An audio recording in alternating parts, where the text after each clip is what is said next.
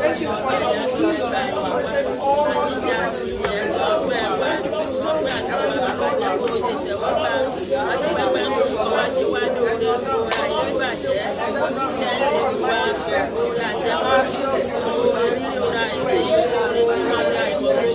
Ní orúkọ Jésù Kristi Olúwa wa. Ẹni tọ̀hún wípé bí èmi bá gba ẹ̀ṣẹ̀ ní àyà mi, Olúwa kì yóò gbóhùn mi. A sọ fún Olúwa gbogbo ohun tí ó jọ ọmọ ẹ̀ṣẹ̀ inú àyà wa, ètò lè mú kí igbe wa kó jẹ́ igbe lásán ní òwúrọ̀ yìí, pé kí wọ́n kún fi àánú gbà wá, Olúwa kó wà mọ́ kí igbe wa ní òwúrọ̀ yìí kó lè ṣe tẹ̀wọ́gbà àdúrà.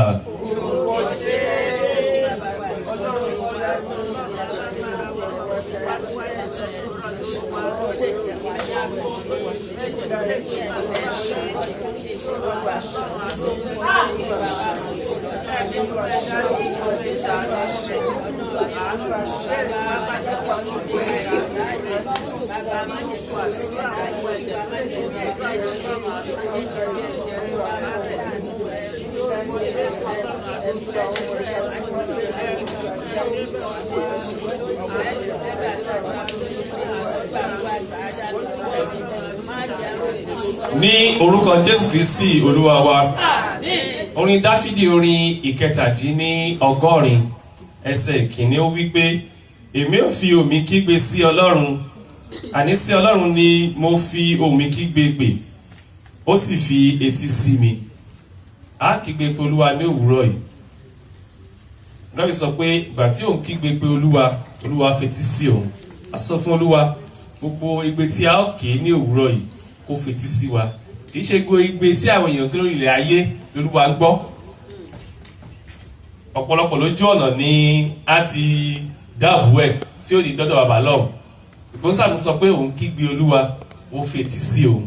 Àwa náà á sọ bí onísàmù ní òwúrọ̀ yìí pé Olúwa gbogbo igbe tí máa ké ní òwúrọ̀ yìí Olúwa fetí sí. Ẹ jẹ́ ká sọ yẹn àdúrà.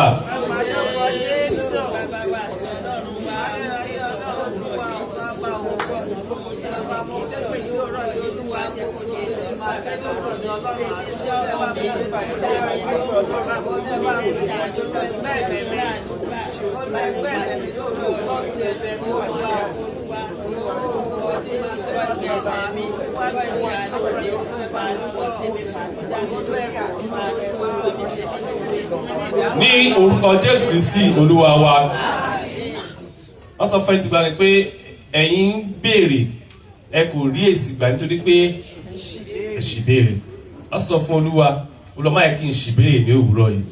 Olúwa ohun tí o ní fún mi tí o fẹ́ kí n bẹ́ẹ̀ sọ, Olúwa fi sí ọkàn mi ní òwúrọ̀ yìí kí ìbéèrè mi kó lè ṣe ìtẹ́wọ́gbà. Olúwa ní ọ̀rẹ́ máa yẹ kí n ṣì béèrè àdúrà.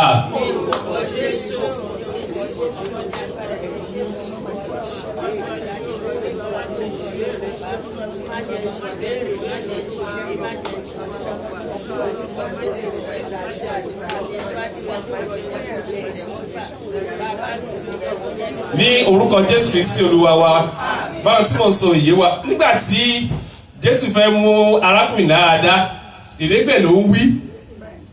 Kí ni o fẹ́ kí ènìyàn kí ó ṣe fún ẹ? Ó ń sọ sórí ọdún tó ti wà ní etí odò. Ìyẹn kọ́ Ọlọ́run sọ kí ni o fẹ́ kí ènìyàn kí ó ṣe fún? Ọlọ́run sọ fún wa ní òwúrọ̀ yìí kí ni o fẹ́ kí ènìyàn kí ó ṣe fún ọ? A sọ fún Olúwa bàbá mi ò fẹ́ wí ìrégbè ní òwúrọ̀ yìí. Kọ́ mi ní ohun tí màá sọ kí n tèmi ṣe. Ọ̀pọ̀lọpọ̀ ní ìgbà tí Hánà lọ sí Síónì ọdún ló máa ń lọ, ṣùgbọ́n lọ́dún ni ó sọ ó gbà pé lọ́dún yìí o tòun á ṣe é ṣe. níparí ìpéjọ ó jókòó ó ń bá Olúwa sọ̀rọ̀. Bákan náà ni àwọn èèyàn lọ sí iwájú Olúwa ní ọjọ́ ìsinmi kọ̀ọ̀kan. Kì í ṣe pé tó bá lọ́jọ́ ìsinmi kọ̀ọ̀kan lórèrè mú lọ lé o nítorí èmi àwìrì gbé. À sọ fún Olúwa mo kó lé mi ní òwúrọ̀ yìí mi ò wá lásán. Mo fẹ́ àpẹẹrẹ tó yàtọ̀ ní òwúrọ̀ yìí. A fẹ́ ṣe ìdúpẹ́ oṣù kejì láàárọ̀ yàrá bẹ́ẹ̀ kọ́. Olúwa mo sì mú ọkàn ọpẹ́ wá ní òwúrọ̀ yìí. Lẹ́yìn pẹpẹ ni Anna bá Olúwa sọ̀rọ̀. Olúwa dá lóhùn. Olúwa lẹ́yìn ìpàdé ti òwúrọ̀ yìí mo ń fẹ́ ohun ìyàtọ̀ ohun àrà ọ̀tọ̀ tí oṣù yìí á jẹ́ àkọ́kà nínú ayé mi. A sọ fún Olúwa ohun tí màá béèrè ní òwúrọ̀ yìí tí oṣù yìí á fi jẹ́ oṣù àkọ́kà Olúwa fi sí lẹ́nu àdúrà.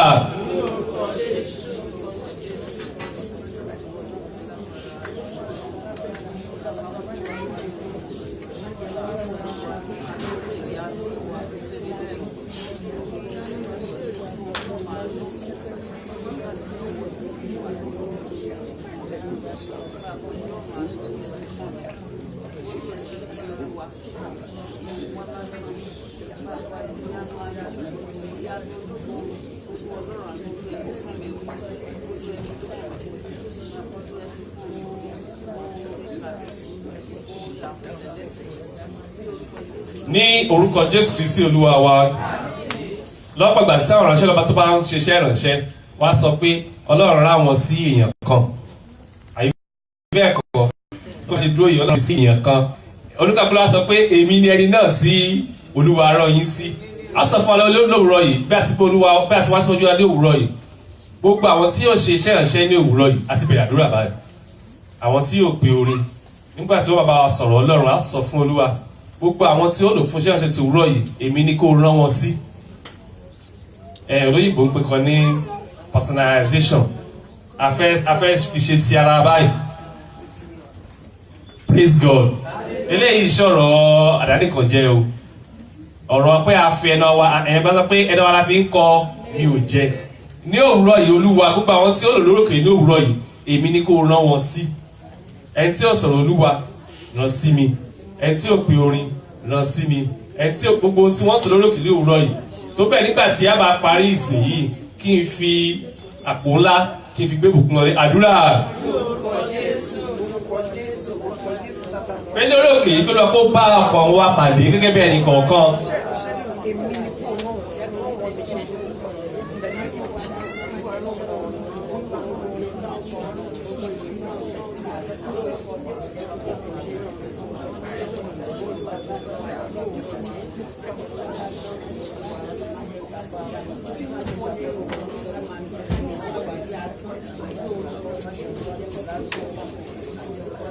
Ní orúkọ Jésù Kristi Olúwa wa, a wá fi àwọn tí Olúwa ló lò fún iṣẹ́ ìránṣẹ́ ní òwúrọ̀ Olúwa lọ́wọ́.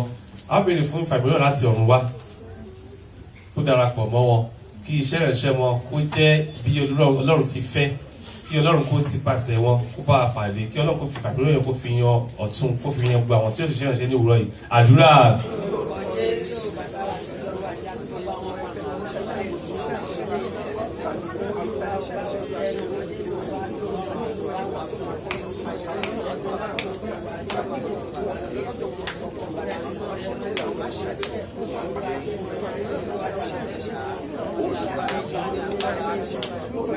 Ní orúkọ Jésù Kristi Olúwa wa, bàbá wa àti Ọlọ́run wa, a yìn ọ́, a gbé ọ ga nítorí pé o máa ń gbọ́ àdúrà.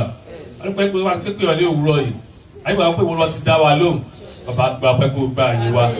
Bí a ti lọ ní ìsìn náà, à ń fi ọkọ̀ kan lé ọ lọ́wọ́, gbogbo àwọn tí ó fi ṣáṣẹ ti òwúrọ̀ yìí ní Jésù Olúwa wa gbé wọn wọ̀. Ẹ̀mí mímọ́ wá gbé wọn wọ̀. Ẹ̀mí mímọ́ wá gbé wọn wọ̀.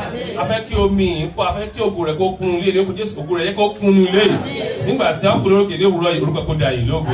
A pẹ́ tó ti gbé ògo ni fún orúkọ rẹ̀ ní orúkọ Jésù Kristi Olúwa wa.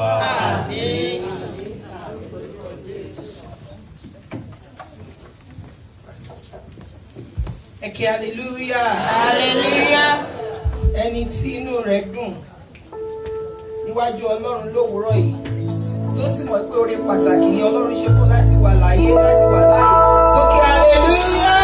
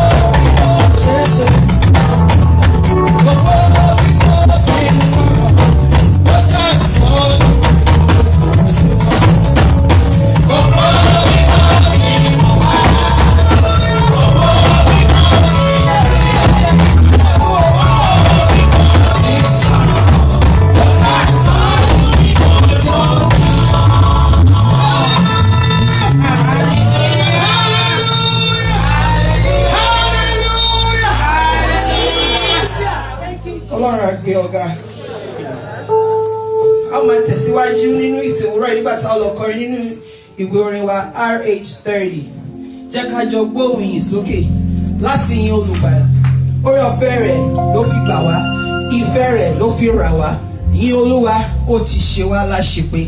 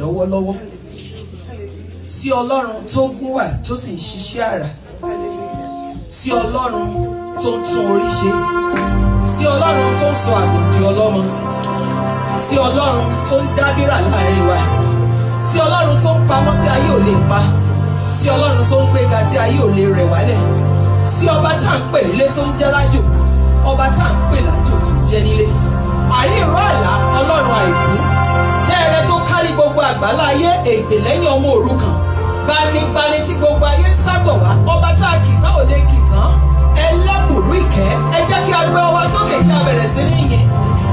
Yìn Ọlọ́run nítorí tí ó ṣeun, gbé ìga nítorí pé ó ká ọmọ, ó sùn láyọ̀, ó jí láyọ̀, a ò tójú oorun lójú ikú, ó sì wá òkú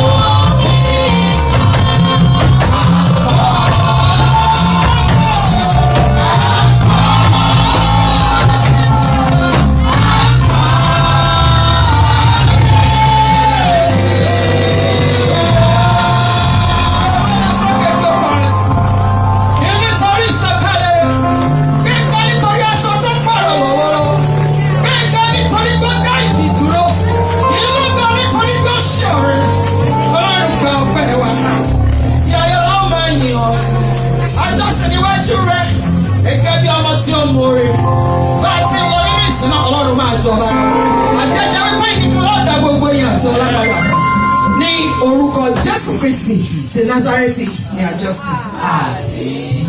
Pàtàwọ́lá fún Jésù. Ó lè ṣe báyìí lọ.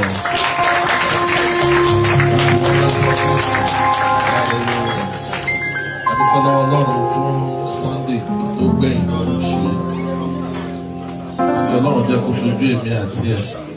Hallelujah. Ọ̀pọ̀ ẹ̀ láṣẹ lórí èké pẹ̀lú orúkọ Jésù.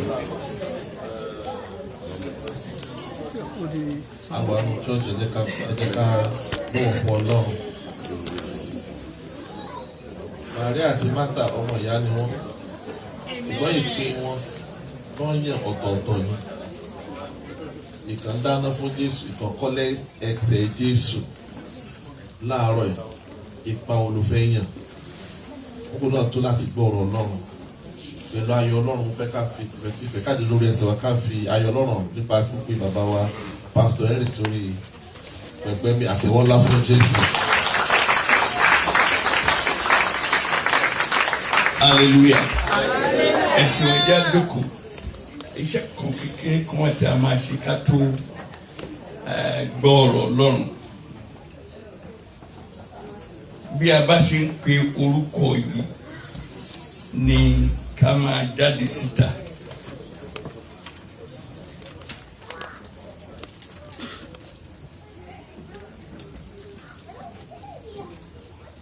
Ọpẹ́ Adéwùmí, Deborah Alọ́fẹ́, Ebenezer Adénípẹ̀kun, Anna Òjòbárọ̀, Yẹmisí Kọ́láwọlé, Ọláwálé Ajayi. Hallelujah. Gẹ́gẹ́ bí ìtọ́ni àti ìdarí Ọlọ́run àti àṣẹ tí a fi fún wa gẹ́gẹ́ bí aṣíwájú, a pè wọ́n jáde sí ààyè ní ẹgbẹ́ akọrin. A ka ọ̀rọ̀ yìí ní èdè òyìnbó kó lè yé gbogbo wa.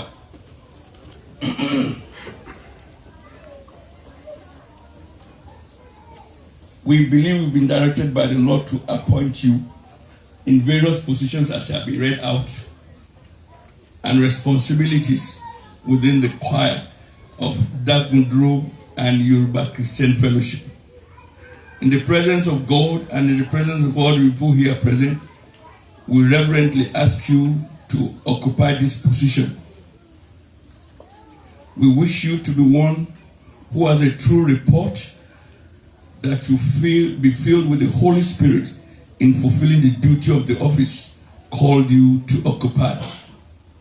That you keep faithfully the covenant now entered into, or to be entered into between you and the fellowship, and that you hold the mystery of faith in a pure conscience, that you abstain from all appearances of evil and all unscriptural practice, that you accept the guidelines of the choir as handed down by the minister in charge that has been read to your hearing.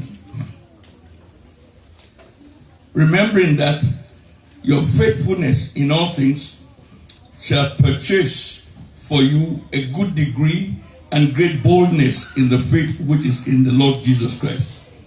Be one in word and not double-tongued. Hold the office without any doubt. Minister to the needs of the people, not in the mystery of your call to the office. Be an example to all men in holiness, in cleanness and goodwill. Seek a good office for yourself in holiness of faith, which is in Christ Jesus, as we call you into this office.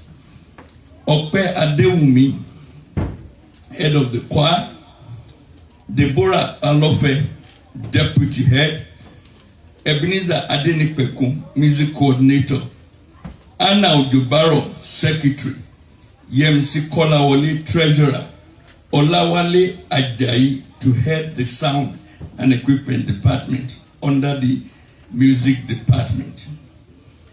I have read to you the chart. All you need to tell me is if you agree. Yes, may God help me. Amen. Amen. I agree. May God help me. Amen. I agree. May God help me. I agree, may God help me. I agree, may God help me. I agree, may God help me. I want to call, hallelujah, the minister in charge of the department will now come out. In the name of our father, Elder Timothy Awe. He was the one who designed all the appointment, prayerfully approaching, asking the Lord for options. So he come and stand here with me. And while the officers will kneel down, we pray. The congregation, please rise to your feet. Thank you. God bless you. Ní orúkọ Jésù. Ní orúkọ Jésù. Gẹ́gẹ́ bí ìtọ́ni ìdarí tí ẹ fi fún àwọn aṣíwájú la fi pe àwọn èèyàn wọ̀nyí sí ààyè àti ipò. Kì í ṣe fún àǹfààní ara wọn nìkan ṣe ni wọ́n wà ní ipò yìí fún láti sin Ọlọ́run àti láti jọ̀wọ́ ara wọn fún ìlú Ọlọ́run fún ìdàgbàsókè ìjọ yìí ni Olúwa ràn wọ́n lọ́wọ́. Mo gbàdúrà lórúkọ Jésù Kristi àyè tí a pè yín sí ẹ ò ní ṣubú. Lórúkọ Jésù ẹ ti dáwọ́ lóhùn òní túlẹ̀ ẹ ò ní bojú wẹ̀yìn. Olúwa ràn yín lọ́wọ́ ẹ ó ṣàṣeyọrí. Àjọṣepọ̀ wa gẹ́gẹ́ bí aṣíwájú adarí lórúkọ Jésù Kristi mo gbàdúrà kò ní ìméèrè nínú. Gẹ́gẹ́ bí aṣíwájú ẹgbẹ́ yìí bàbá wa Awẹ́ bí a ṣe ń kọ́ ilé wọn lọ́wọ́ lórúkọ Jésù ẹ ò ní pẹ̀dé. Ìdàrúdàpọ̀ ní wẹgbẹ́ ní orúkọ bàbá àti ntọ́mọ àti ntẹ̀mímọ́ ní orúkọ Jésù Kristi Olúwa wa. Àmín àmín àmín lórúkọ Jésù àmín. Praise the Lord. Praise the Lord. Praise the Lord. Congratulations. Oyè Amọ́rí o. Congratulations. Oyè Amọ́rí o. Congratulations. Oyè Amọ́rí o. Congratulations. Oyè Amọ́rí o. Congratulations. Oyè Amọ́rí o. Congratulations. Oyè Amọ́rí o. Okukawa wuye o. Hallelujah. Beatrice Adewusi. Anna Olaridigbe. Ọláìdé Adérìọlá. Jùmọ̀kẹ́ Kazeem. Anna Ojo. Ẹ ṣé. Mrs. Adewusi has been called to the position of the head usher. And her deputy is Mrs. Hannah Olaribigbe. The secretary of the group shall be Mrs. Olaide Aderinola. Treasurer Mrs. Jumoke Kazeem. Assistant Secretary Sister Anna Ojo. Ẹ gbọ́ gbogbo charge tí a kà fún wọn torí àkókò iṣẹ́ yìí náà faramọ́ láti ṣiṣẹ́ iṣẹ́ Olúwa ni o iṣẹ́ ti ara o èèyàn kì í jẹ gàba ní ààyè ibi tí wọ́n bá pèèyàn sí àfihàn síbẹ̀ láti sin Ọlọ́run àti láti ṣe fún àwọn èèyàn wọ̀nyí ṣe ẹ gbà láti ṣe mo gbà kí Olúwa kí ó ràn mí lọ́wọ́. Mo gbà kí Olúwa kí ó ràn mí lọ́wọ́. Mo gbà kí Olúwa kí ó ràn mí lọ́wọ́. Ẹ kúnlẹ̀ mọ́. Bàbá wa ti ń bẹ lé ọ̀run a yàn fún ètò ṣe àti ibi tó mú wa lọ lórúkọ Jésù. Olúwa gba ọpẹ́ wa, Olúwa gba ìyìn wa. Àwọn ènìyàn nílẹ̀ nìyí wọ́n ti gbà láti farajì láti bá wa ṣiṣẹ́ gẹ́gẹ́ bí ipò àti àyè tí a pè wọ́n sí. Oore ọ̀fẹ́ okun àti agbára àti ọgbọ́n ìmọ̀ àti òye láti ṣiṣẹ́ láì ní ìbẹ̀rù láì bójú wẹ̀yìn bíi pé fún wọn Kristi lórúkọ Jésù. Olúwa gbé wọn lé ọ̀tún, lórúkọ Jésù gbé wọn lé ọ̀tún. Gbogbo àkókò àti ìgbà tó ń máa ṣiṣẹ́ rẹ̀ ju wọn níwájú rẹ̀ níhìn yìí gbogbo ọfà ọ̀tá nínú àti lóde lórúkọ Jésù Olúwa dá padà. Iṣẹ́ náà jẹ́ kó rọ̀ wọ́n lọ́rùn. À ń bẹ̀ ọ́ kí o bá wínú ayé wọn nìkọ̀ọ̀kan wọn àìsàn àti àìlera ìpọ́njú àti wàhálà tí ìdẹ́kẹ́ láì ṣiṣẹ́ níwájú rẹ̀ orúkọ Jésù Olúwa bá wí. Olúwa ràn wọ́n lọ́wọ́ bó ṣe tó Olúwa ṣe ní àṣepé jẹ́ kí wọn kó ṣe débi èrè kí wọn kó sì gba èrè kí wọn kó jẹ inú èrè náà fún ìtẹ̀síwájú ìjọ rẹ àti ìbùkún àwọn ènìyàn mọ́ rẹ ní orúkọ Jésù Kristi Olúwa àti olùgbàlà wa. Ẹ ṣeun, congratulations. Ìyá mọ́rí o, ìyá mọ́rí o. Àwọn ẹgbẹ́ tó kù bàbá àti yan àwọn èèyàn síbẹ̀ ṣùgbọ́n nítorí pé àti ìbá wọn sọ a ò fẹ́ kó bá wọn lójijì. Ẹ mọ àwọn sanctuary keeper ẹ múra sílẹ̀. Orúkọ ti wà nílẹ̀ ṣùgbọ́n a ò fẹ́ kàńgbà àti ìbá yẹ ká bu ọlá fúnra wa. Ẹ ṣé, God bless you sir. Ẹ ṣeun. Hallelujah. Ọmọ ọdún 12 ni Jésù Kristi wà nígbà tí ìyá àti bàbá rẹ̀ ń wá kiri. Ó ní kí ló dé tí ẹ ṣe ń wá mi? Ó ní ẹ mọ̀ pé mo ń ṣiṣẹ́ bàbá mi ni. I am after my father's business. Business Ọlọ́run gbogbo àwọn tí a pè jáde yìí ń ṣe. Mo fẹ́ fi àkókò yìí fi rọ̀ wá bàbá rẹ̀ ẹnikẹ́ni tó bá ní ìmísí àti ìpèsè iṣẹ́ láti ṣe. Ọ̀pọ̀lọpọ̀ ààyè ló ṣì wà. Ẹni tó bá fẹ́ darapọ̀ tó bá pé ìtara àti darí ọkọ̀ àti darí àwọn ọ̀ṣà ń darí èèyàn. Àwọn ẹlòmíì tí wọ́n ní pé kán ṣètò bí ọkọ̀ ṣe máa dún láàyè dáadáa. Ẹ̀rí bàbá wa Adéwùmí àti bàbá wa Pétújẹ kẹforúkọlẹ̀ ẹgbẹ́ kan nìyẹn. Kò yẹ ká wà nínú church báyìí ká má ní ipa kankan tí a máa kó. Iṣẹ́ bàbá gbogbo wa ni. A ní department kan fún protocol. Àwọn protocol yẹn ló lọ ń gbé àwọn pastors wá láti airport. Àwọn náà máa tọ́jú àwọn pastors tí a bá pè wá láti wá ṣe wọ́n ṣe máa jẹ wọ́n ṣe máa mú. Protocol department kan nìyẹn. Ẹ̀rí sister wa Kẹ́mi Adénúsì department kan nìyẹn. Choir àyè ṣì wà tó bá ní ìdí pé kára tí a sì ara tí a sì. Choir ọ̀sán wà tí àárọ̀ wà àwọn tàṣálẹ́ wà. Kò sí choir kò sí department ẹ fẹ́ wúri ẹ fẹ́ lọ. A ní ìyá ẹgbẹ́ nítalẹ́. Èmi ni bàbá ẹgbẹ́ nítalẹ́. Ìjọ tí a bá practice ẹ máa ìjọ tí a bá kọ́ hallelujah. Bẹ́ẹ̀ ni ẹgbẹ́ pọ̀ lórí irú àwọn tó ń kàrọ̀ Ọlọ́run màmá wa Akíntàn àti group wọn. Ẹni tó bá ní ìtara àti ṣerú nǹkan bẹ́ẹ̀ ẹ darapọ̀ mọ́ wa. Èrè wà nú ẹ̀ gidi gan ni. Ẹ jẹ́ ká gbàdúrà. Ẹ ká bọ́ Ọlọ́run sọ.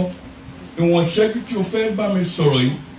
Olúwa pèsè ọkàn mi sílẹ̀ ẹ̀mí mọ́. Jẹ́ kí ọ̀rọ̀ tí mo fẹ́ gbọ́ yìí jẹ́ kó yé mi. Jẹ́ kó sì yé mi.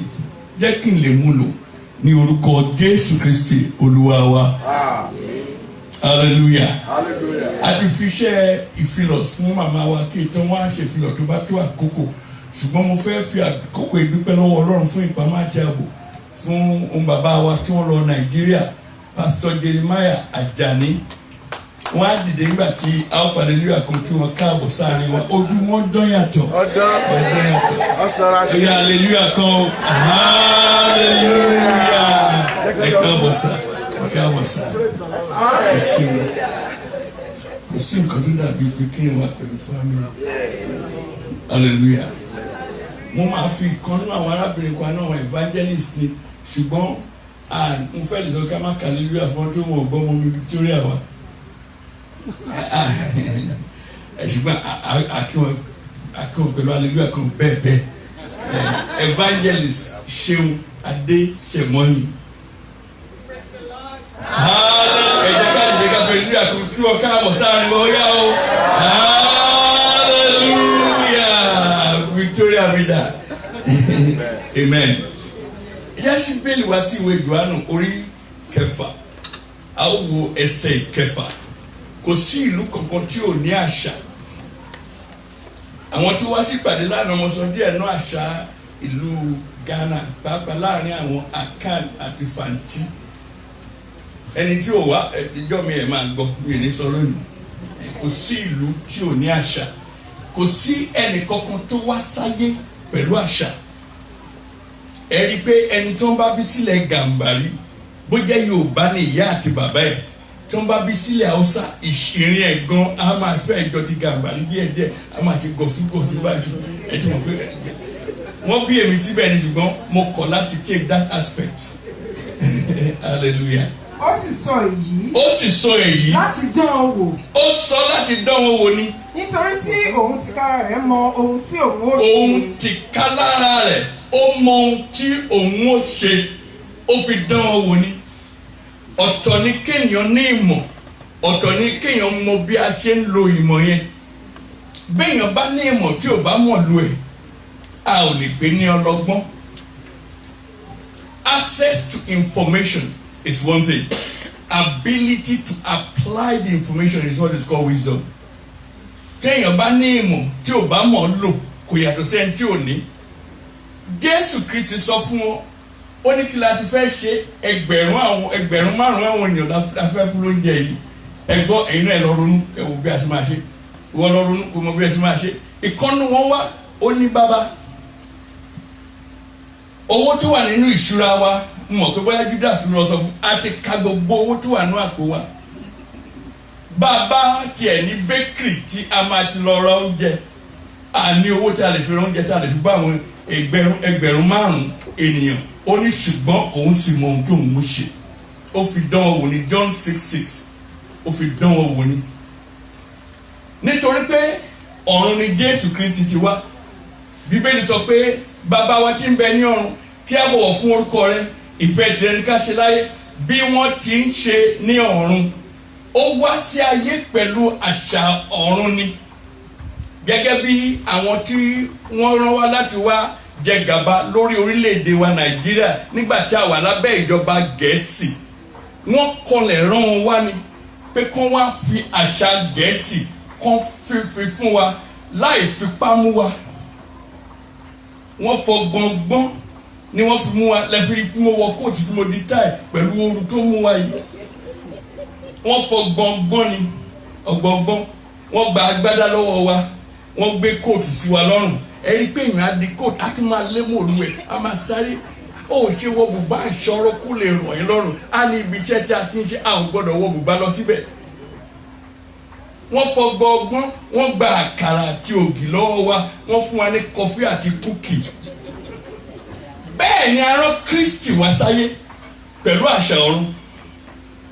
Àwa náà ikọ̀ àti ìríjú Ọlọ́run ni wá ambassadors of heaven on earth. Àwa sí ayé yìí láti wá mú kí àṣà àti ìṣe ọ̀run kó gbilẹ̀ ní ayé yìí. Kristi ó ní mo mọ ohun tí mo ṣe ní ìlú ọ̀run ibi tèmi ti wá. Tí nǹkan bá le kokoko bẹ́ẹ̀ ẹ̀yin lẹ́ ń forí gbárí láti wá owó. Lẹ́nìkan bá ní àkàrà tiẹ̀ wà. Mo rí ọmọ kékeré kan tó ní ìṣù àkàrà wẹ́wẹ́ ìṣù àkàrà àti ẹja wẹ́wẹ́. Ṣùgbọ́n kí la fẹ́ fìyẹn ṣe? Jésù Kristi ní ohun tí wọ́n ṣe ó wà. Ó ní ó yá ẹni káwọn èèyàn jókòó ní ìsọ̀rí àádọ́ta. Wọ́n sọ pé kí ni bàbá yìí fẹ́ ṣe? Ó fẹ́ fi àṣà ọ̀run kọ́ wọn. Ẹ̀yin ọmọ Ọlọ́run Bíbélì sọ pé Olúwa sọ pé èrò mi kì í ṣe èrò yín o ọ̀nà mi kì í ṣọ̀nà yín.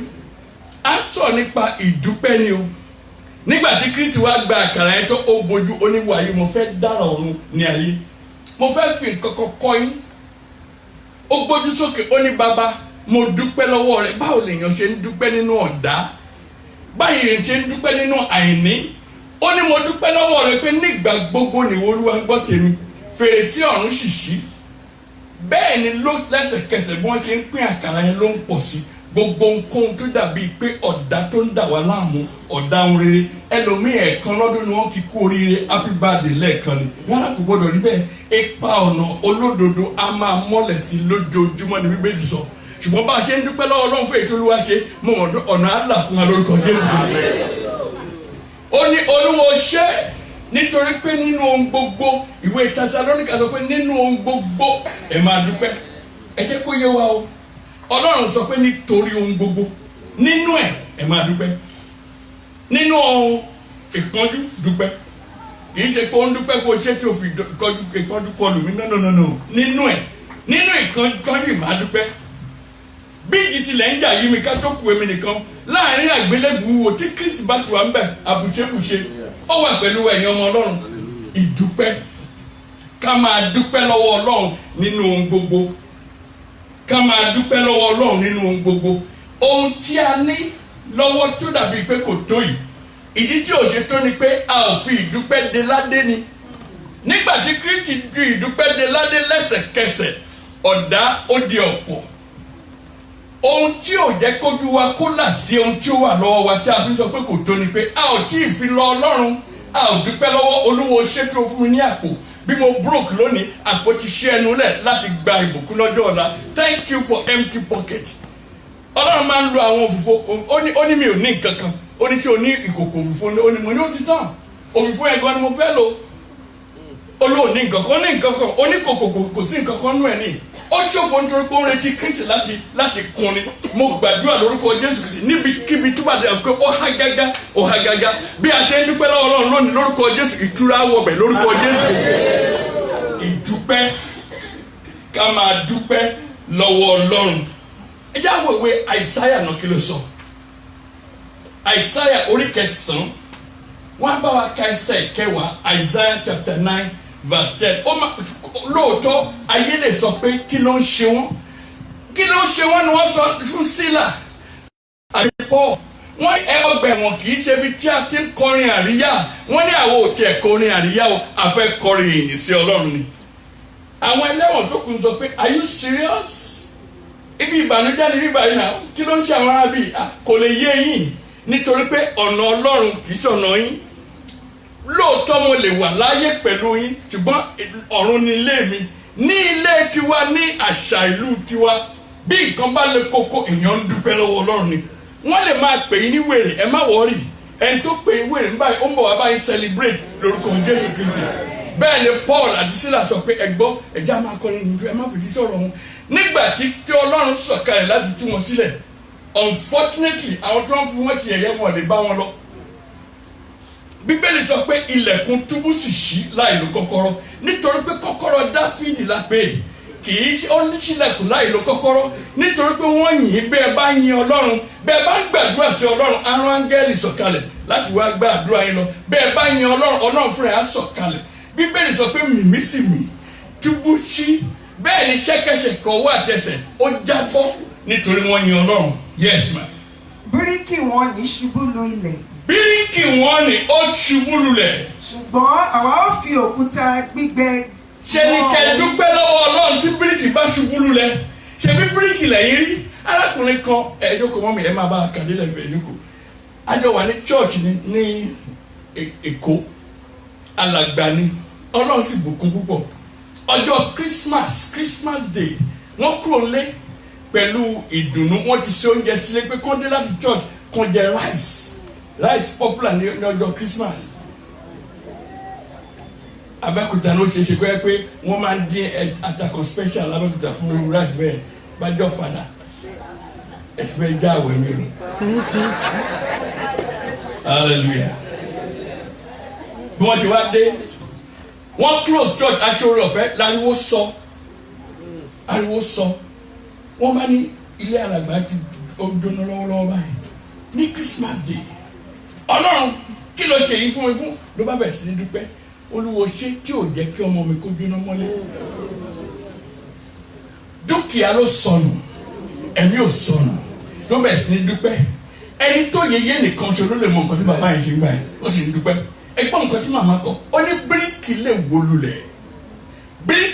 wó lulẹ̀ bíríkì bàbá yẹn wó lulẹ̀ lọ́jọ́ yẹn ó sunkún pẹ̀lú omijé lójú ló ń dúpẹ́ lọ́wọ́ Ọlọ́run ẹ wá wo ohun tó ṣẹlẹ̀ lẹ́yìn ọ̀pọ̀lọpọ̀ ọdún Olúwa ní kó má kọ́lé yẹn kó filẹ̀ bẹ́ẹ̀ kó lọ kọ́lé sí bòmí ó kọ́lé ń bòmí ó ta ilé yẹn pẹ̀lú state tó wà yẹn owó tó make ńgbà tó ta ilé yẹn ó tówó gidi gan tí ẹ bá mọ pen cinema wọ́n ti gbé gádà kan gba pen cinema ẹni tó ra lé yẹn kò kọ́ lé yẹn tí ìjọba fi wó lé yẹn ẹni tó ra kò kọ́ ìjọba gbalẹ̀ yẹn wọ́n fi ṣe flyover èyí tó bá dẹ́kun lẹ́yìn recently ẹ̀ fi flyover àti wà pen cinema àti ohun tó ń ṣe ẹ̀ka délẹ̀ màmá ẹ̀gbọ́n nǹkan bíríkì wó fún alàgbà yẹn bẹ́ẹ̀ ni a lè rí inú wa náà tí bíríkì tiwa ti wó kì í ó lè má jẹ ilé ó lè jẹ́ pé ẹ bá ìkùnà pàdé lójijì pé eléyìí ò tọ́ sí mi who are you to tell God so eléyìí ò tọ́ sí mi tó bá jẹ́ kí ohun kó tọ́ sí wa kó kọlù wa àní sọ báyìí rárá yes bíríkì wó. ṣùgbọ́n àwa ó fi òkúta gbígbẹ mọ́ aké igi sí. ní kọ̀ọ̀kan nígbà tí bíríkì wó àwa dúpẹ́ lọ́wọ́ Ọlọ́run Olúwa wa ní a ó fi òkúta ọ̀nà a ó fi mọ́ padà abájọ ibẹ̀ ni Yorùbá ti kọ́ òwe wípé ilé ọba tó jó ẹ̀wà ló kù sí ẹ̀ka lóyìnbó bíríkì yẹn kò dùn ní Yorùbá bí bíríkì the bricks are falling down but we will build it with huge stones. àwọn òkúta tó níye bíye ó lè sọnù ohun tó sọnù má banújẹ́ dúpẹ́ lọ́wọ́ Ọlọ́run ohun tó náà máa fi rọ́pò ayé ẹ̀ lẹ́nu lórúkọ Jésù Kristi mi àti ìyàwó mi abẹ̀rẹ̀ sí ní gbàdúrà nígbà kan láì ṣe má rí pé kò yẹ ká ní ìdádúró kankan Olúwa fún wa ní ìdádúró bí oṣù díẹ̀ àbọ̀ almost 1 year àṣọmọ nǹkan tó ń ṣe tó bá jẹ́ pé a bímọ ní gẹ́rẹ́ ìgbà tí a fẹ́ bímọ ni visa lottery lábáwọ̀lú yìí ọmọ wa àkọ́bí èjẹ ìbá ti kọjá ẹni tó lè wọlé pẹ̀lú wọn ó mọ ohun tó ń ṣe ẹ tẹ̀síwájú màmá. A ké igi síkámórì lu ilẹ̀. A ké igi síkámórì lulẹ̀. Ṣùgbọ́n a ó fi igi kédárì pààrọ̀. Igi kédárì la ó fi pààrọ̀ ẹ̀ má banújẹ́ dúpẹ́ lọ́wọ́ Ọlọ́run. Ó lè má mú ọgbọ́n dání ìwọ ṣáà dúpẹ́ lọ́wọ́ Ọlọ́run. Ẹ mọ igi kédárì tí ẹ bá wọnú ìwé onídàájọ́ àwọn igi wọn ṣèpàdé. Wọ́n ní a fẹ́ fi kédárì jọba. Kédárì ní ọba kẹ̀ kí ni mo fẹ́ jọba lórí ẹ̀yìn igi fún. Ó ní ọlá tí mo ní ó kọjá ọlá tí mo lè fi jọba láàrin àwọn igi. Igi kédárì lọ́lọ́run máa fi rọ́pò má banújẹ́ má fi wèrè pé Ọlọ́run lẹ́jọ́ dúpẹ́ lọ́wọ́ Ọlọ́run síbẹ̀. Ayé á bá ọyọ̀ lórúkọ Jésù. Mo ní ayé á bá ọyọ̀ lórúkọ Jésù. Hallelujah. Ìwé Habakuku orí 3 ẹsẹ̀ 17 à ń parí ẹ̀wọ̀ díẹ̀díẹ̀ ni a fẹ́ dúpẹ́ fàyè lẹ̀ fún dúpẹ́. Habakkuk chapter 3 verse 17 through 19. Habakkuk chapter 3 17 through 19. Ìbéèrè tuntun yẹn ló ń fa ogun ara ẹ̀ máa wà tó dùn. Bí igi ọ̀pọ̀tọ́ kì yóò tilẹ̀ tanná. Bí igi ọ̀pọ̀tọ́ tilẹ̀ kọ̀ tí ò tanná. Tí èso kò sí nínú àjàrà. Bí àjàrà ò bá mú èso wá. Iṣẹ́ igi ólífì yóò jẹ́ àṣedànù. Àṣedànù ẹ tẹ̀síwájú.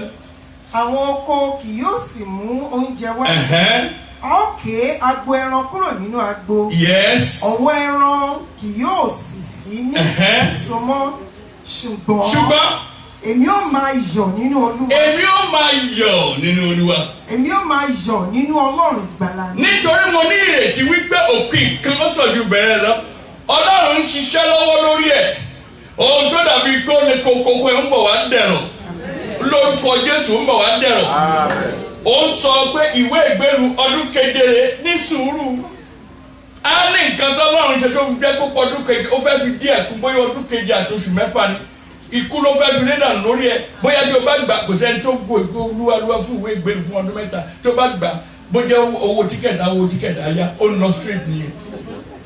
Ṣùgbọ́n a nídìí ẹ dúpẹ́ lọ́wọ́ ẹ̀ ẹ̀já dúpẹ́ lọ́wọ́ Ọlọ́run ẹlòmíì ló ń gba tiẹ̀ tó fi tó rẹ́ tó bá ṣe tẹ Nàìjíríà mo mọ kéèsì ẹnìkan bó ṣe ń tẹ Nàìjíríà bá tẹ́sẹ̀ ń tẹ Nàìjíríà ló bá sí níyàwó yìí. Ṣùgbọ́n ó yé Ọlọ́run. Ìwé Tẹsalóníkà kìíní orí 5 ẹsẹ̀ 22. A wá kọ orin hymn number 33. A fi dúpẹ́ lọ́wọ́ Ọlọ́run. A wá fi àdàgbà ètò náà lé àwọn tí iṣẹ́ kàn lọ́wọ́. Ẹ máa dúpẹ́ nínú ohun gbogbo. Ẹ máa dúpẹ́ nínú ohun gbogbo. Nítorí èyí ni ìfẹ́ Ọlọ́run Kristi. Ẹ máa dúpẹ́ nínú ohun gbogbo. Èyí ni ìfẹ́ Jésù Kristi. Èyí ni pé bá a ṣe ń dúpẹ́ à ń ṣèfẹ́ Olúwa. Ẹ wá gbọ́ èrè tí wà nínú pé kí wọ́n sì pé ìwé Hébérù orí 10 ẹsẹ̀ 17. Hebrew chapter 10 verse 36. Ṣé àmọ̀ pé oníṣẹ́ bá ń dúpẹ́ ẹ̀ ń ṣèfẹ́ Olúwa àbí? Ẹ ṣe. Nítorí ẹ̀yin kò lè ṣe aláìní sùúrù.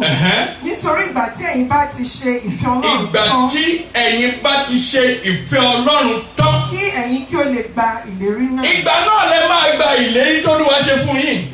Ọlọ́run ṣetán láti jẹ́ kí ẹ gba ìlérí. Ṣùgbọ́n bẹ́ẹ̀ bá ń dúpẹ́ lọ́wọ́ Ọlọ́run ẹ̀ ń ṣèfẹ́ Olúwa. Bẹ́ẹ̀ ṣe ń ṣèfẹ́ Olúwa ìlérí tó ṣe fún ti ìbísí àti ìrẹsì ó ń wojú Olúwa fún ọmọ dúpẹ́ pé o ní inú tó ń gbọ́mọ sí. Ó ní nígbà tí a bá ń dúpẹ́ lọ́wọ́ Ọlọ́run à ń ṣèfẹ́ Olúwa. Ó ní bí ẹ bá ṣe ń ṣèfẹ́ Olúwa ẹ wá ń fún Ọlọ́run ní agbára láti mú àwọn ìlérí iyebíye a máa mú ṣẹ. Kò sẹ́ni tí ò ṣèlérí fún ìlérí ìsọdí ńlá ìṣe ìsọdi púpọ̀ ilé ìbísí àti ìrẹsì ẹ̀ kì í ṣe lórí ọmọ nìkan ṣoṣo àwọn kankan wà tí a mú alátàyè t'Olúwa ti dì fún wa bí ògo tí a láti bí sáyé a ó bí lórúkọ Jésù Kristi. ohun tó ṣe pàtàkì kejì ni sísọ ọ̀rọ̀ ẹ̀rí Psalm 66 verse 16 ó ṣe pàtàkì ohun ìjà ní ọ̀rọ̀ ẹ̀rí is a weapon of warfare testimony. Dáfídì dúró ní àfonífojì ẹ̀là ọ̀rọ̀ ẹ̀rí ló fi borí Gòláyátì ó ní gbọ́ Ísírẹ́lì gbọ́ ẹ̀yin ọba àti ìjòyè ẹ̀yin jagunjagun yẹn fetí sí mi ó ní Ọlọ́run mi tì mí lẹ́yìn nígbà tí mo ń da ní ẹran bàbá mi ó ní ó fún ọwọ́ mi ní agbára ó sì fún ìkókó ìka mi ní ìjà ó ní kìnìún yọ sí mi mo sì pa ọ́ mo fà á yẹ pẹ́rẹpẹ́rẹ testimony nìyẹn bringing back past memory. Mo mọ̀ pé Ọlọ́run máa mi lórí ìtẹ̀ kíkárì èmi ló ń kì báyìí fi báwo ni mo ti máa disappoint ẹ lẹ́yìn tó ti sọ nǹkan dáadáa nípa mi báyìí.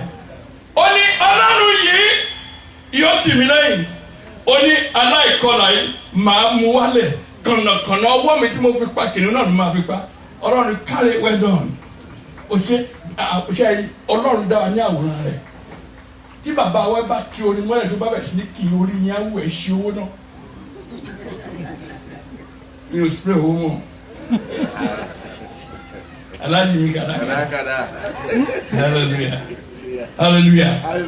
Olúwa ó mi lórí ìtẹ́ ó ní kárí I cannot afford to disappoint you. Gbogbo nǹkan tí a jọ ṣe ní kọ̀ ló gbé jáde ní gbangba yìí tí màá sọ pé agbára ni ò sí láti ṣe ni. Tí ẹ bá ń lo testimony Bíbélì sọ nínú ìwé ìfihàn ó ní àti ẹ̀jẹ̀ Jésù Kristi àti ọ̀rọ̀ ẹ̀rí dọ́gbandọ́gba ni. Yes. Ẹ wá gbọ́. Ẹ wá gbọ́. Gbogbo ẹ̀yin tí ó bẹ̀rù Ọlọ́run. Gbogbo ẹ̀yin tí ẹ bẹ̀rù Ọlọ́run. Èmi ó sọ ohun tí ó ṣe fún mi. Èmi ó sọ ohun tó ṣe fún mi ní gbangba ni ó ti sọ. Bíbélì sọ pé Jésù Kristi ó ní ẹnikẹ́ni tó bá jẹ́wọ́ mi ní gbangba lèmi pẹ̀lú yóò jẹ́wọ́ níwájú Ọlọ́run mi. Bí ẹ bá ṣe ń dúpẹ́ lọ́wọ́ ẹlòmíà ní ẹ̀rù ń bà kó má lọ sọ̀rọ̀ ẹ̀rí torí pé àwọn kọ̀ọ̀kan má lọ gbógun jẹ ó sọ̀rọ̀ ẹ̀rí ò sọ̀rọ̀ ẹ̀rí o wọ́n á gbógun tó má fẹ́ gbógun Ọlọ́run làbò wa hymn number 33.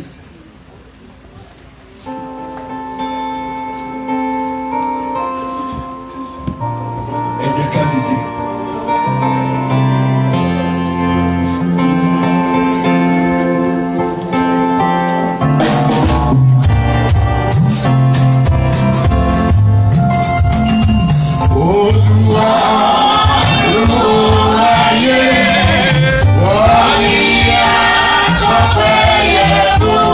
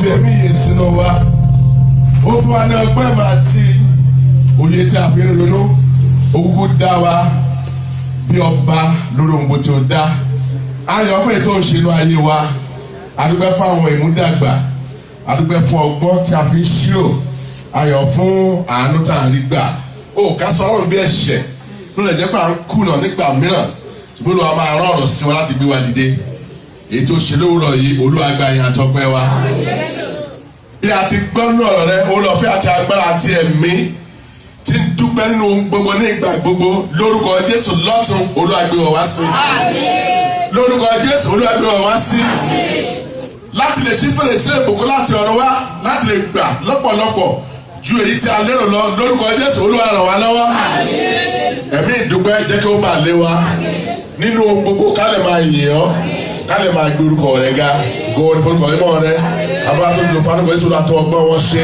tó ìmọ̀ àti òye wọn ṣe kọ̀ọ̀gá rẹ nínú wọn má jò gbẹ àti àwa Olúwa kà wá níjọba rẹ á sì máa yọ̀ títí tó ní àgbàdua tí a dúpẹ́ ní orúkọ Jésù Kristi Olúwa àti olùgbàlà wa.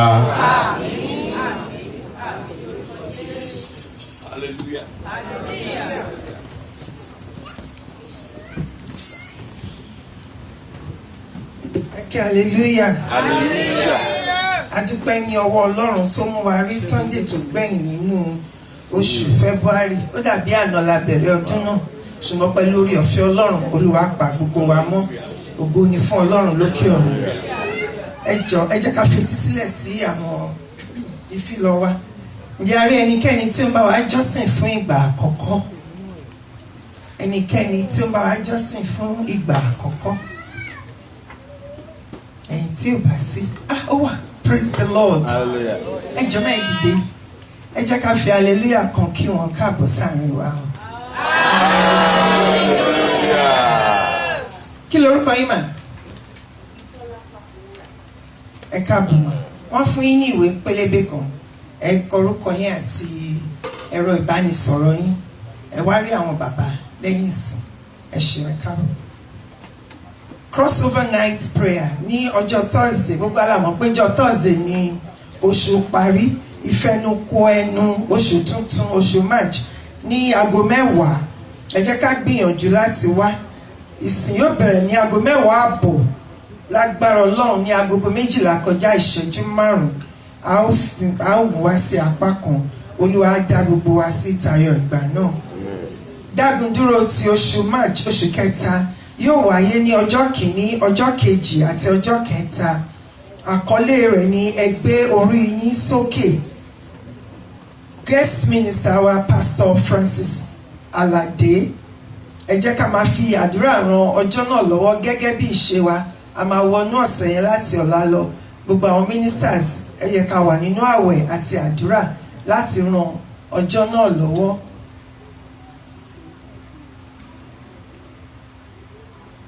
Wọ́n ní àwọn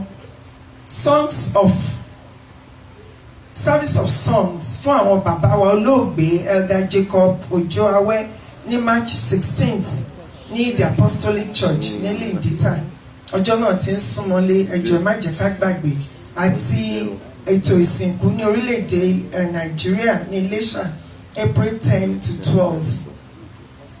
Ẹ jẹ́ ká fi sọ́kàn kí Olúwa nínú àánú rẹ̀ kó bá wa mú ọjọ́ náà ró ohun ibi tó ń yẹ ọjọ́ kó má yẹ ọjọ́ wúrà àti fàdákà tí wọ́n yóò lò lórúkọ Jésù kí Ọlọ́run kó pèsè fún wọn.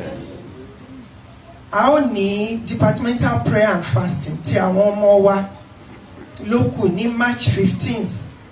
Ẹ jọ̀ọ́ ẹ jẹ́ kí àwọn ọmọ náà wà nínú àwẹ̀ títí wọ́n máa fi wá bí wọ́n lè ṣe kò sẹ́ni tó kéré jù láti gbààwẹ̀ tàbá ti fi kọ́ wọn láti kékeré wa ẹ jẹ́ kó wà nínú àwẹ̀. Mo mọ̀ pé ètò ti wà láti lẹ́yìn àwẹ̀ àti àdúrà náà láti fún wọn ní jíjẹ àti mímu ṣùgbọ́n jẹ́ ká fi kọ́ wọn Olúwa á dẹ̀ ràn wá lọ́wọ́. Àwọn ọkùnrin wa ìpàdé wọn àwọn bàbá wa nínú Olúwa ìpàdé wọn yóò máa wà ní Sunday kìíní nínú oṣooṣù ẹ jọ̀ọ́ ẹ jẹ́ ká fi sọ́kàn. Bákan náà a rán wa létí pé àdúrà orí ìlà ní ọjọ́ Sunday ní agogo 6 ọjọ́ Wednesday ní agogo 9 tí ọjọ́ Wednesday yẹn a ò tí ì ṣe déédéé tó ẹ jẹ́ ká gbìyànjú ká sọ fún àwọn ènìyàn òyìnbó ni ẹ jẹ́ ká encourage àwọn ọmọ wa láti dial in láti gbọ́ Olúwa gbọ́ ẹ̀bẹ̀ àti àdúrà wa. Àdúrà òwúrọ̀ ní agogo 6:30 ní Monday through Saturday. Ẹ jẹ́ ká fi sọ́kàn ká sì polongo ẹ̀. Olúwa gbọ́ ẹ̀bẹ̀ àti àdúrà wa. Tí àfikún wa wà nínú àwọn ìfilọ̀ wa, àwọn bàbá wa yóò fi tó wa létí. Ẹ jẹ́ ká tún ọ̀pọ̀ wa ṣe, ká mú ọrẹ wa wá, ọrẹ abẹ́ ìsìn. Ẹ jẹ́ ká tún ọ̀pọ̀ wa ṣe.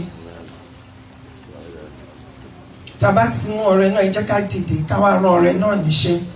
Ẹ jẹ́ ká dúpẹ́ ní ọwọ́ Ọlọ́run pé Olúwa ò ṣe wá ní bùkátà.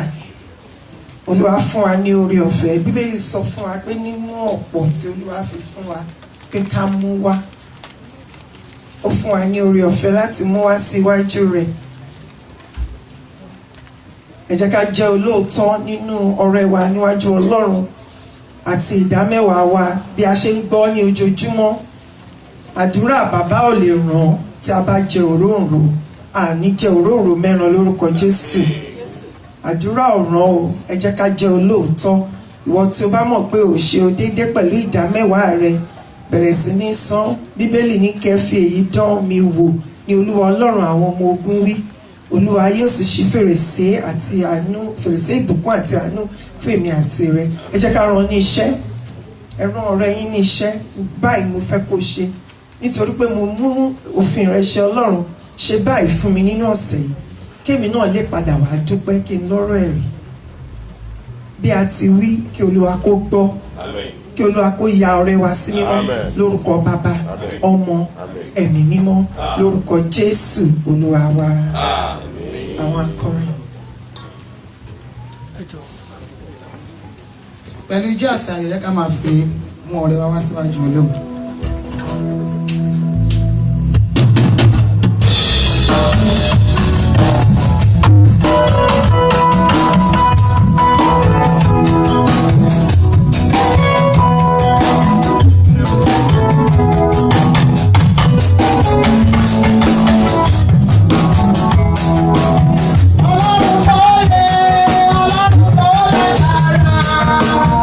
Ọlọ́run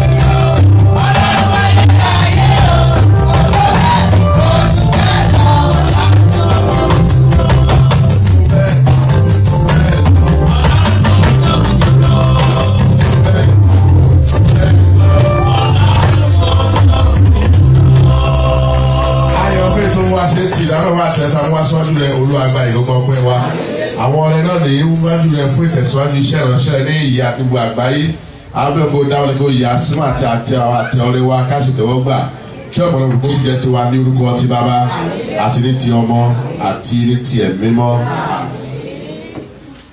jẹ́ kí a jókòó.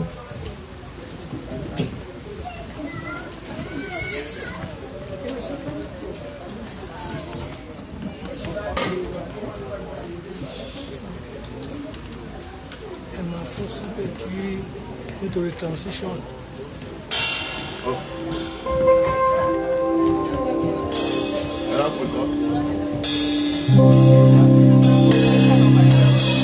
Hallelujah.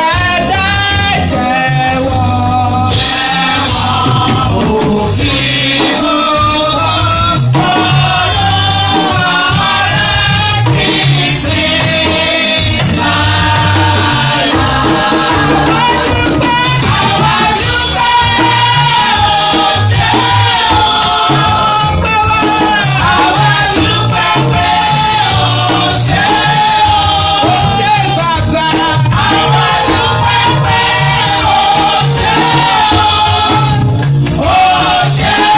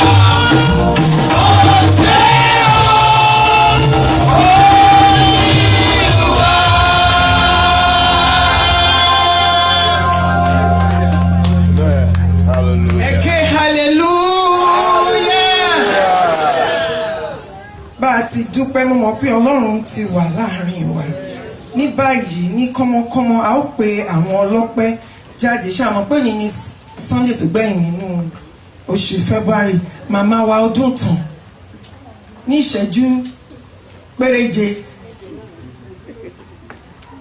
wá lómi Ọlọ́run mi Ọlọ́run mi wá lómi nílé jíjẹ lọ́rọ̀ mi wá lómi nílé fàjàgà ayé ìsìlẹ̀ wá lómi wá lómi Ọlọ́run mi wá lómi nílé jíjẹ lọ́rọ̀ mi wá lómi nílé fàjàgà ayé ìsìlẹ̀ wá lómi wá lómi.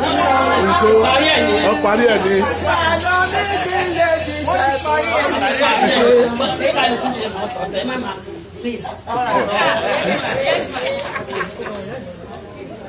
Wọ́n ti jẹ́ kó nìkan tó kú lọ. Mi ìdá pẹ́ o. Wá fún mi ní bùkún àgbà ìyanu Olúwa.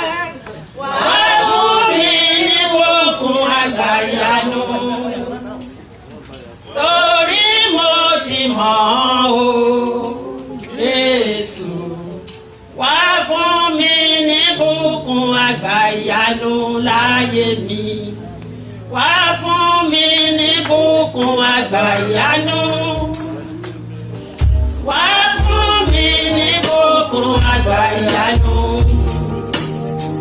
Torí mo ti mọ̀ o, Jésù. Wá fún mi ní bùkún àgbà ìyanu láyé mi. Mo dúpẹ́ lọ́wọ́ Ọlọ́run. Olúwa fi ọdún kan kún ọdún mi. Mo pé 21 ní last week. Bá mi yan Olúwa lógo. Ìgbà táwọn bá jẹ́ 21 àwa ṣiṣẹ́ wà níbí 2 years. Ẹ̀kẹ́ hallelujah. Hallelujah. Grandma Akitonde. Grandma Akitonde. Ọba ìyanu tó wá mi rí. Ọba ìyanu tó wá mi rí. Ìyáyé ká. Ìyè ayé ká. Ìyẹ́ tó ti dùn ọ́.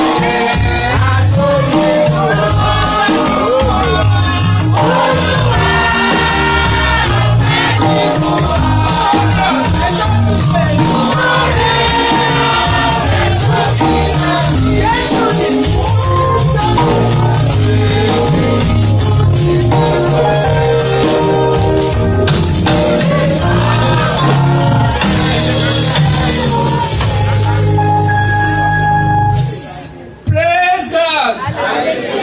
Praise God. Praise the living Jesus. Bàbá sọ fún wa láàárọ̀ pé ká máa dúpẹ́, ká máa yin Ọlọ́run torí oore wà ńbẹ̀, àánú wà ńbẹ̀, ààbò wà ńbẹ̀. Ó ní ẹni tá a ṣe lóore tí ò dúpẹ́ bí ọlọ́ṣà kò ní lẹ́rù lọ. Mo dúpẹ́ lọ́wọ́ Ọlọ́run. Mo yin Ọlọ́run lógo. Ẹ̀mí mi yọ̀ sí bàbá nítorí ìdásí àdáàmú, nítorí ìpamọ́ lórí mi, lórí ọmọ, lórí gbogbo ìdílé mi, lórí ìdágun dúró. Mo gbé Ọlọ́run ga torí Olúwa pa wá mọ́, kò jẹ́ ká yọ sọnù bí ìgbálẹ̀. Ipò ẹnikẹ́ni wa ò ṣòfò. A dúpẹ́ lọ́wọ́ Ọlọ́run. Pàtàkì láàárọ̀ yìí mo mú ọpẹ́ wá lórí àwọn ọmọ mi.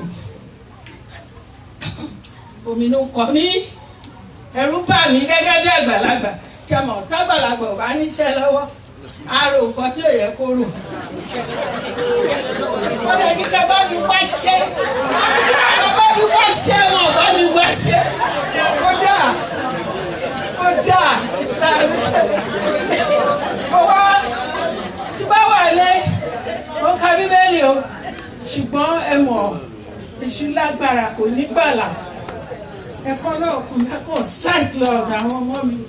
àti tó wà bí àti wà Olúwa ìgbà mi ń bẹ lé ọwọ́ rẹ Jésù olùgbàlà gbogbo ìgbésí ayé mi kò sẹ́ni tí mo mọ̀ ṣùgbọ́n Ọlọ́run gbàdúrà owó wá sùn ní káìpẹ́ yìí Olúwa ní lójú ràn mí yẹn mú kan ó ní kí n máa fi ogun àṣetìbú kí n dẹ̀ máa dúpẹ́ kí n máa fogun àṣetì kí n máa dúpẹ́ òdà ó ṣe Ọlọ́run mo dẹ̀ ń dúpẹ́ mo dúpẹ́ lọ́wọ́ Ọlọ́run gan gbà mí máa dúpẹ́ màá máa ké ṣùgbọ́n Olúwa wá jọ mí lójú ó yà mí lẹ́nu ọmọ mi lásìkò mi ó wà ní Europe ẹ̀mọ̀ ìwé ìgbélú àti ó lọ jáíjáí tó bá pè mí bá ní mọ́mì ìfọkànbalẹ̀ kò sí ọ̀kan pàtó jíjẹ ta ló bá pè mí pé mọ́mì kí kálẹ́lúyà méje ó ní ọmọ yìí ti di pásítọ̀ bá kálẹ́lúyà mo kálẹ́lúyà aṣẹ́gun wọn ti ẹ̀wà lé yẹn gbọ́ ó ní gbogbo ìwé ni wọ́n kọ̀ kó wá àárọ̀ yìí. ó ní Olúwa ó ní kí n máa dúpẹ́ kí n fógun àṣetì máa bú ọ̀nà mi ó ga o ọ̀nà Ọlọ́run ga Olúwa gbọpẹ́ gbogbo wa mo láyọ̀ púpọ̀ lórí àwọn ọmọ mi torí mi ò dùbúlẹ̀ àìsàn fún wọn àwọn náà ò dẹ̀ kó mi sí wàhálà ilé wa rójú ọ̀nà wa ráyè ògo Ọlọ́run bẹ́ yọnú ayé wa à ń jẹ àwọn à ń yó àdúpẹ́ lọ́wọ́ Ọlọ́run mo mú ọpẹ́ tó oṣù yìí wá o nígbà tó bá lóṣù kẹta ọdún kójú wa pé ká má dùbúlẹ̀ àìsàn ká má rọ́pẹ́ dá Jésù Olúwa wa bí o tí ì bá wọn jà ń sìn mo ì máa bá wọn jà tó bá yà àwọn náà ní. Dickness Otunaike.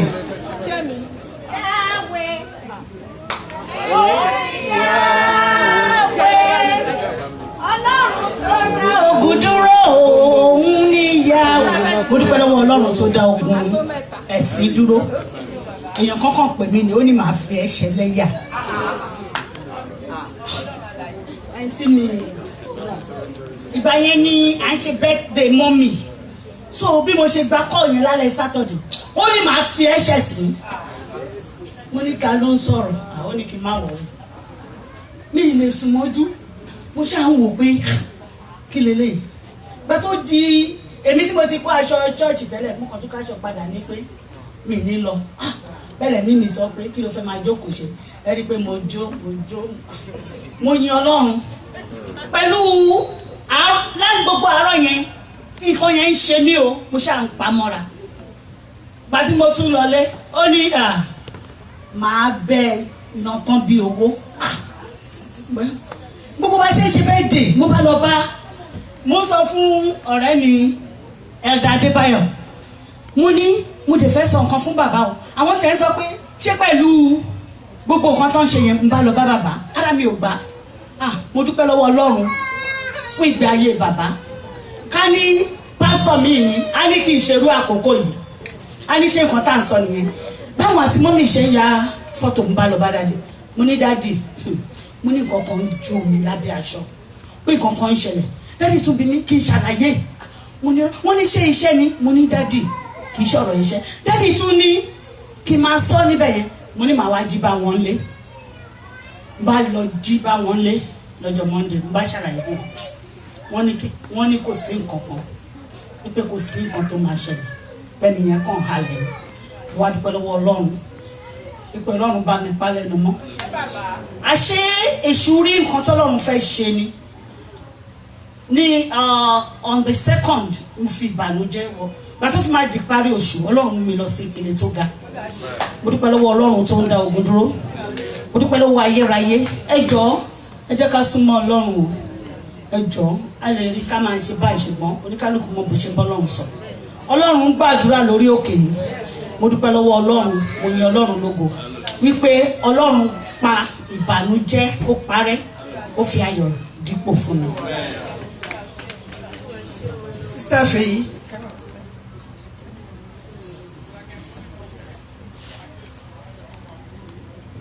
Ìgbà tí mo rò ó iṣẹ́ ìyanu rẹ̀ láyé mi mo rí pé ó ga mo rí pé ó ga, mo rí pé ó ga bàbá.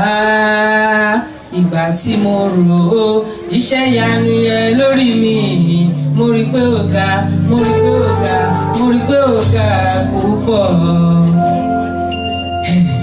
Èmi ẹni tán bá tà káfíńrà tó pa tó wá bẹ̀rẹ̀ sí ní di ẹni àjítàn náà wò nílùú Amẹ́ríkà. Mo dúpẹ́ lọ́wọ́ Ọlọ́run fún gbogbo oore tó ti ń ṣe nínú ayé mi àti èyí tó sì máa ṣe. Mo gbé orúkọ ẹ̀ ga. Ó kàn jẹ́ nǹkan ìyàlẹ́nu pé èmi gan fúnra mi ò rántí pé ọ̀la ni birthday mi. Èèyàn kan lọ́pọ̀ tó ń gba àti fèyí ṣe bọ́ ọ̀la ni birthday yín àgbọ̀n ni Olúwo ṣe. Mo dúpẹ́ fún àánú ẹ̀, mo dúpẹ́ fún ó tún dá mi sí, kò jẹ́ kí n dòkú, ó sì ń sọ mí dá láàyè, tó ṣe máa sọ mí dá láàyè ju ọ̀la lọ. Ògo ni forúkọ rẹ̀ lókè ọ̀run. Praise the Lord. Mama Sherry Martins, kí Mrs. Talabi máa múra sílẹ̀, ẹ jẹ́ jẹ́ àṣẹ ní kánkán torí àsìkò tìrẹ. He has done for me. He has done for me. He has done for me. He has done for me. Ohun ayé kò lè ṣe. Kò sí ṣe fún mi. Ohun ìyà kò lè ṣe. Kò sí ṣe fún mi. Ohun ẹbí kò lè ṣe. Kò sí ṣe fún mi. Ẹ bá mi yin Olúwa lógo lẹ́ẹ̀méje. Praise God! Praise God! Praise God! Praise God! Praise God! Praise God! Praise Jesus! Olúwo ṣeun o. I came to this country at the age of 26. Last week I turned 65. Pẹ̀lú wàhálà èṣù gbógun ó ṣe gbogbo ẹ̀bọ̀ tó Olúwa mú mi dúró nínú ìgbàgbọ́. Bàbá mo dúpẹ́ o, a máa ń jà all the time, but mo dúpẹ́ ipe ẹ tì mí lẹ́yìn ẹ tì mí lójú. Èṣù ní ìfò, mo ní kò síbi tí ń lọ, mo ti so mọ́ Jésù, mo ti takú tí Jésù lọ. Àwọn ọmọ tí mo bí á ní you always disturb God, mo ní kò yẹ̀yìn tó bá yẹ̀yìn ẹ̀ ní mi disturb God. Wọ́n náwọn fi mí lẹ̀ láàárọ̀ nínú Bible ni mo jókòó sí, àwọn wọlé ńjọ́ kejì mo tún jókòó sínú Bible. Àmọ́ Olúwa ọba ó nu omijé mi nù. Ọlọ́run sọ mí di free no bill place anymore. Mo dúpẹ́ orí mo ṣe. Kí Olúwa kó bẹ̀rù ọpẹ́ yín náà. Mrs. Talabi.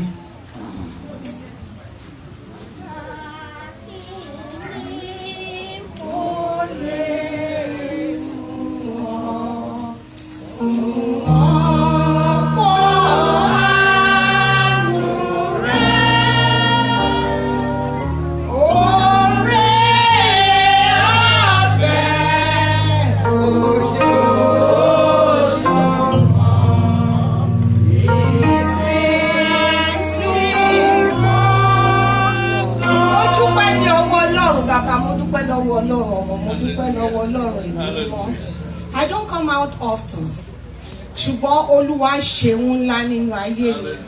Nígbà gbogbo ló ń ṣe, nítorí pé tí bá ní máa kárí Olúwa ilé àṣẹ. Mo pẹ́ pé Ọlọ́run yàn kún fámìlì mi. Lẹ́yìn ọ̀pọ̀ omijé, Olúwa nu omijé mi nù. Ìyàwó ọmọ mi bí ọmọ ọkùnrin láti. Olúwa tún pa mí lẹ́rìn ayọ̀. I was able to smile again. Olúwa ó ṣe o. Alágbára ó máa ṣe o. Ọlọ́run ẹ̀rí ó máa ṣe o. Èmi tá a bá tá a ká fi ra àtùpà. Olúwa kàn kọ́ ilé alárinrin. Wọ́n máa ṣe Ọlọ́run. Wọ́n ṣe Ọlọ́run. Ọlọ́run dá gbogbo rẹ̀ ṣe. Ọlọ́run dá gbogbo rẹ̀ ṣe o. Ògo ni fún ọ. Jésù gba ọpẹ́ mi. Jésù. Olúwa kó gba ọpẹ́ yín. Hallelujah. Ẹ̀yin Jésù lógo. Ẹ jọ̀ọ́ mo tọrọ àforíjì lọ́wọ́ gbogbo ìjọ àti bàbá wa. Olúwa yóò ràn yín lọ́wọ́. Olúwa ṣe mí lóore o fún oyọ. Olúwa ṣe mí lóore bí o lè pa mọ́ra. Olúwa ṣe mí lóore o mo yọ̀. Olúwa ṣe mí lóore mi ò lè pa á mọ́ra. Mo dúpẹ́ lọ́wọ́ Ọlọ́run yìí pé Sàtánì máa ń halẹ̀ ní pé kí n máa banújẹ́ ṣùgbọ́n Ọlọ́run máa ń fa ayọ̀ rọ́pò. Mo dúpẹ́ lọ́wọ́ Ọlọ́run yìí pé Ọlọ́run tún fọmọ rere kan tá mi lọ́rẹ ọmọkùnrin làǹtìlanti láti Nàìjíríà àti àwọn màmá tí Ọlọ́run ní ẹ̀fún mi. Ọlọ́run ò dojú àdúrà tí wọ́n àtàwọn bàbá wa. Ògo Ọlọ́run yóò máa farahàn nínú ayé yín. Jésù Olúwa wa. Ìfọ̀nṣẹ́. hallelujah ogun kan bẹ̀rẹ̀ ní ọdún mẹ́ta sẹ́yìn ṣùgbọ́n nínú ọ̀sẹ̀ méjì sẹ́yìn Olúwa bá mi ṣẹ́ ogun náà wọlé pátápátá nítorí agbanilágbàtàn ò ṣe bàbá bí ó bá tí ẹ̀yin irú ayé wo ni mo bá máa gbé bí ó bá sí ti yín ni o irú ipò wo ni mo bá wà o agbanilágbàtàn ò ṣe bàbá torí ni mo ṣe ń dúpẹ́ ni mo ṣe ń dúpẹ́ ayé ò fi Jésù bú mi ni mo ṣe ń dúpẹ́ hallelujah. Kí Olúwa kó gbọ́ pẹ́ ní báyìí gbogbo wa yóò tún ọ̀pọ̀ wa ṣe a wà bá àwọn February celebrants a ó bá wọn dúpẹ́ èyí ni February ni mọ́mí Ọ̀dẹ́nẹ̀yẹ sí gbogbo wa láti dìde Pastor Oyèdèmí gbogbo wa láti dìde keep on shining màmá gbogbo àwọn tó ti ṣọpẹ́ ẹ jẹ́ ká dìde ká bá wọn dúpẹ́ torí owó ilé February láti pé lẹ́yìn ó yá akọrin wá fún wọn lórí orin tó ládìídùn kẹ́kọ̀ọ́ ká bá wọn dúpẹ́ gbogbo aná lọ́ máa bá dúpẹ́ lágbára Ọlọ́run. Olúwa Olúwa wa Ọlọ́run Ọlọ́run wa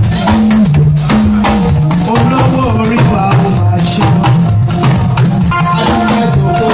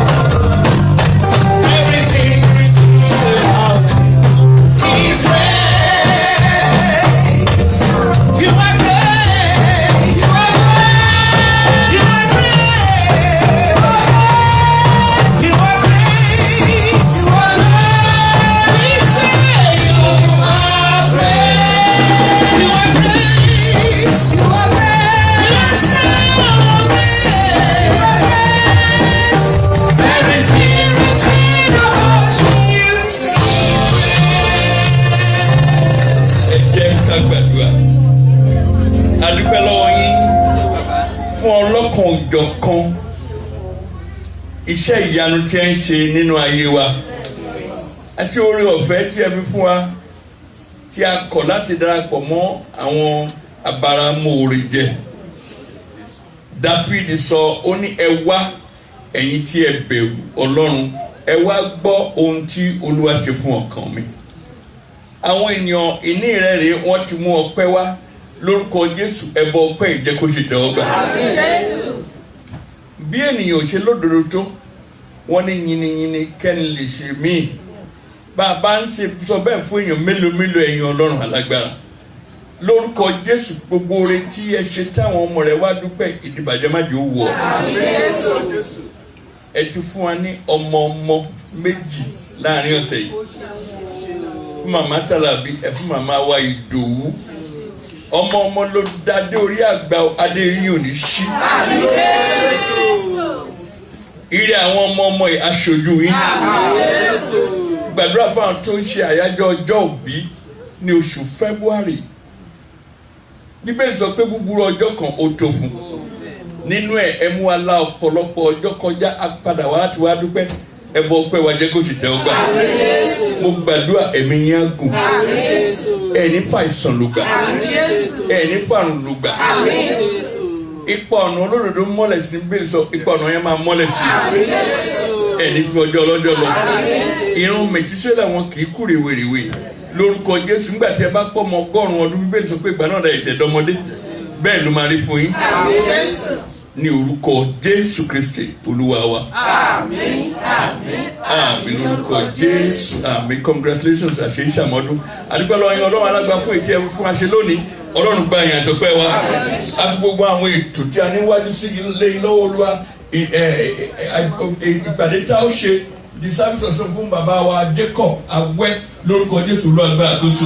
Èyí tá ó ṣe ní Nàìjíríà lórúkọ Jésù Olúwa gba àkóso. Ojú àánú rìn àjò Olúwa fi fún wa. Àgbàdua onírúurú ìpàdé ni ó máa lọ láàrin ẹbí ìdàrúdàpọ̀ má jò ṣẹlẹ̀. Wúrà àti fàdákà tá ó fi ṣe tẹ́yìn Olúwa yóò fi gba ògo lórúkọ Jésù Olúwa pèsè fún wa. Gbàdúrà Ọlọ́run alágbá fún àwọn ọjọ́ ìrètí àdá pàápàá jùlọ àwọn ọmọ wa tó ń ṣètò tó ń múra ìgbéyàwó lórúkọ Jésù Kristi Olúwa síwájú ọjọ́ náà ní ọjọ́ náà lẹ́yìn ọjọ́ náà ibi má jò ṣẹlẹ̀. Ọkọ ìyàwó ojú ọ̀nà lórúkọ Jésù Olúwa pa wọ́n mọ́. Ọwọ́ ọ̀tá nínú ètò yìí Olúwa mú kúrò. Ògo ni forúkọ Olúwa. Ọ̀sẹ̀ yìí lọ́wọ́ rẹ̀ Olúwa gba àkóso. Ọjọ́ kọ̀ọ̀kan nínú ọ̀sẹ̀ jẹ́ kó jọjọ́ ìbùkún ààbò àti ìpamọ́. Mo gbàdúrà ẹ̀yin ọmọ Ọlọ́run bẹ́ẹ̀ ṣe jáde ní àárín ọ̀sẹ̀ yìí lórúkọ Jésù ikú ò ní bá yín pàdé o. Ẹ̀yin pẹ̀lẹ́ ò ní pàdé ikú. Àwọn èèyàn tí ẹ bá gbé sọ̀rọ̀ lórúkọ Jésù kò ní dojú ìjà kọ yín. Ọ̀nà ò ní digbó, igbó ò ní dànù mọ́ yín lọ́wọ́. Ẹ̀ní lógun ọlọ́pàá, ẹ̀ní lógun ẹjọ́. Ọgbà ẹ̀wọ̀n máa ń sílẹ̀ lójoojúmọ́ ni wọn kì í tì, ṣùgbọ́n ẹ ò ní bá wọn wọ̀ lórúkọ Jésù. Hospital máa ń sílẹ̀ lójoojúmọ́ ni wọn kì í tì 24/7. Ẹ̀ní bá wọn dùbúlẹ̀ lọ́sibítù. Ambulance ò ní gbé yín lójijì. Kò ní forúkọ Olúwa. Ọlọ́run ẹ ṣe tí ẹ gbọ́ àdúrà. Gbàdúrà lórúkọ Jésù Kristi Olúwa wa. Kátó ṣe oore ọ̀fẹ́ má gbàgbé Thursday ìṣòro aago 10 fún gbogbo àwa ministers. A máa gbàdúrà 30 ìṣẹ́jú. Aago 10 àbọ̀ fún gbogbo àtókù. A fẹ́ gbàdúrà wọnú oṣù tuntun. Olúwa gbàdúrà wa jẹ́ kí oore ọ̀fẹ́ Jésù ṣe lọ fẹ́ mọ́ ti Ọlọ́run ìdàpọ̀ tẹ̀mí mọ́ kó bá gbé láti sìn àti títí láéláé. Àmín àmín lórúkọ Jésù àmín hallelujah mẹ́ta o hallelujah hallelujah hallelujah ẹ̀yin Olúwa lógo ẹ ṣeun.